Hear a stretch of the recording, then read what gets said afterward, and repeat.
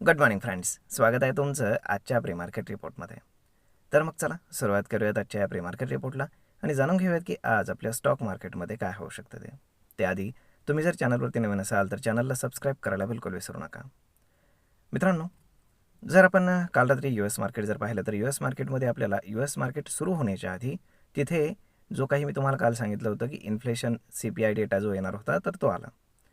तर तो data inline with the expectation आलेला आहे आणि त्यामुळे काय झालं आहे की रेट कट न होण्याची जी प्रोबॅबिलिटी 50% होती तर ती 62%पर्यंत इन्क्रीज झालेली आहे आणि त्यामुळे आजचा जो काही मूड माहोल आहे तर तो त्या दृष्टीनं पॉझिटिव्ह राहण्याची पॉसिबिलिटी आहे.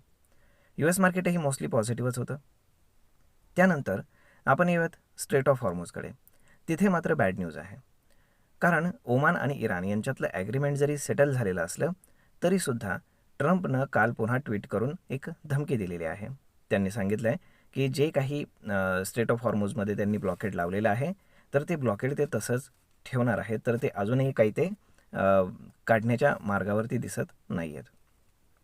आता जर आपण बाकीच्या गोष्टी जर पाहिल्या तर स्ट्रेट ऑफ हॉर्मोजमधनं काही गुड न्यूज नाही आहे. त्यामुळे क्रूड ऑइल आपल्याला वाढलेलं पाहायला मिळते की जे इंडियन मार्केटसाठी थोडंसं कन्सर्निंग नक्कीच आहे. आणि त्यानंतर येऊयात आपण आपल्या मार्केटकडे. आपल्या मार्केटकडे जर आपण पाहिलं तर आपल्या मार्केटमध्ये आफ्टर मार्केट काल रात्री पुन्हा आपला जो काही CPI डेटा होता जुलैचा तर तो आलेला आहे आणि तो जरा चांगला आहे, कारण अशी अपेक्षा होती की जो काही अल निनोचा प्रभाव आहे त्यामुळे फूड इन्फ्लेशन जे आहे तर ते इन्क्रीज होईल, परंतु ते इनलाईन विथ द एक्सपेक्टेशन आलेलं आहे. म्हणजेच काय की सगळीकडे मान्सून बऱ्यापैकी झालेला आहे आणि त्यामुळे फूड इन्फ्लेशन कंट्रोलमध्ये आहे हे लक्षात घ्या आणि त्यामुळे अल निनोचा जो काही प्रभाव होता तर तो स्टॉक मार्केटवरचा थोडासा न्यूट्रलाइज होण्यासाठी त्यामुळे मदत नक्कीच होईल. त्यामुळे आज जर आपण पाहिलं तर स्ट्रेट ऑफ हॉर्मोजच्या हिशोबाने पाहिलं तर मार्केटमध्ये निगेटिव्हिटी हवी. जर आपण US इन्फ्लेशन डेटा आणि इंडियन इन्फ्लेशन डेटा पाहिला तर त्या हिशोबाने मार्केटमध्ये पॉझिटिव्हिटी हवी. त्यामुळे आपण काय म्हणू शकतो की मिक्स टाईप ऑफ सेटअप आज आहे. कुठलीही क्लिअर डिरेक्शन मार्केटला मिळण्याची पॉसिबिलिटी नाही. त्यामुळे जे काही स्टॉक स्पेसिफिक ॲक्शन्स आहेत तर त्या चालू राहतील. जसं की आपले IT स्टॉक्स जे आहेत तर रेट कटची प्रोबॅबिलिटी इन्क्रीज झाल्यामुळे IT स्टॉक्समध्ये आपल्याला थोडासा बूस्ट हा पाहायला मिळू शकतो. तर बँकिंग स्टॉक्स देखील थोडेसे चालतील, NBFCs चालतील. परंतु जे काही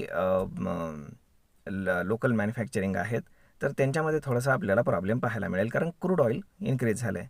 त्यामुळे मग एव्हिएशन स्टॉक्स असतील, त्यानंतर पेंट कंपनीजचे स्टॉक्स असतील आणि बाकी असतील लाईक रिलायन्स वगैरे, तर थोडंफार त्यांच्यामध्ये आपल्याला एक प्रेशर पाहायला मिळू शकतं. काल जिओ फायनान्ससाठी एक गुड न्यूज आलेली आहे. काल रात्री बँक ऑफ अमेरिकानं जिओ क्रेडिट लिमिटेडमध्ये 49% स्टेक परचेस केलेला आहे आणि त्याचं व्हॅल्युएशन त्यांनी ठेवलेलं आहे $3.8 बिलियन, म्हणजेच साधारण 35,000 कोटीच्या आसपास. त्यामुळे एक चांगली डील आपण म्हणू शकतो जिओ क्रेडिटसाठी आणि बँक ऑफ अमेरिका देखील आता त्याच्यामध्ये उतरलेली आहे. त्यामुळे आज जिओ फायनान्स तुम्हाला फोकसमध्ये राहिलेला पाहायला मिळेल. त्यानंतर अगेन जर आपण बाकीच्या गोष्टी जर पाहिल्या तर त्यामध्ये FIS-DIचा डेटा जर आपण मेनली पाहिला तर FISनं काल सेलिंग केलेलं आहे 1,000 कोटींचं. त्याच्या अगेन्स्ट डोमेस्टिक इन्स्टिट्यूशन्सनं 5,000 कोटींचं बाईंग केल्याचं पाहायला मिळतं. जर ओपन इंटरेस्टच्या हिशोबाने कॅल्क्युलेशन केलं तर 24,000वरती आपल्याला खूप जास्त पुट रायटिंग पाहायला मिळतं, तर 24,500वरती आपल्याला आता चांगल्यापैकी कॉल रायटिंग पाहायला मिळतं आहे. म्हणजे जेव्हा जेव्हा मार्केट 24,500च्या आसपास जाण्याचा प्रयत्न करेल तेव्हा तेव्हा आपल्याला एक सेलिंग प्रेशर नक्कीच पाहायला मिळेल. त्यामुळे आता मार्केट एका झोनमध्ये आहे आणि हा झोन कधी आणि कसा ब्रेक करणार तर त्यासाठी आपल्याला वाट पाहावी लागेल. जर आता आपण गिफ्ट निफ्टी पाहिलं तर गिफ्ट निफ्टी इंडिकेट करते की मार्केट फ्लॅट विथ नेगेटिव्ह बायसने ओपन होण्याची पॉसिबिलिटी आहे. साधारण एक 30 ते 40 point market gap down open होईल. त्यामुळे आता मार्केट ओपन तर फ्लॅट होत आहे, परंतु क्लोज कुठे होणार त्याला जास्त महत्त्व राहत आहे.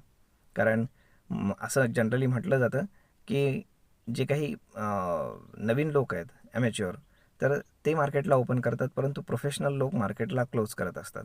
त्यामुळे ओपनिंगपेक्षा क्लोजिंगला खूप जास्त महत्त्व राहतं हे लक्षात असू द्या. तर मग पाहूयात काय घडते पुढे ते.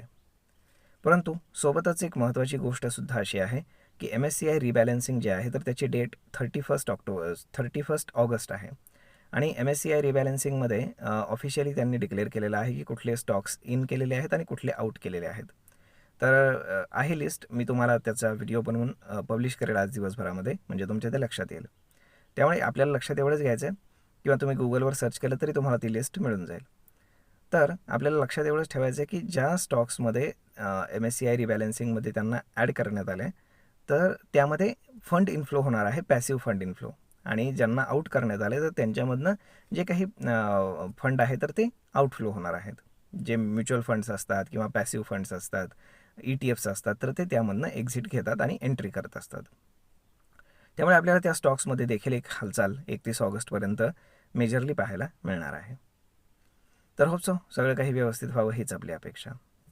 तर मग मित्रांनो, हा व्हिडिओ, ही माहिती तुम्हाला कशी वाटली हे तुम्ही आम्हाला कमेंट करून नक्कीच सांगा. आणि जर आवडली असेल तर आपल्या जवळच्या मित्रमंडळींसोबत देखील हा व्हिडिओ तुम्ही शेअर करायला विसरू नका.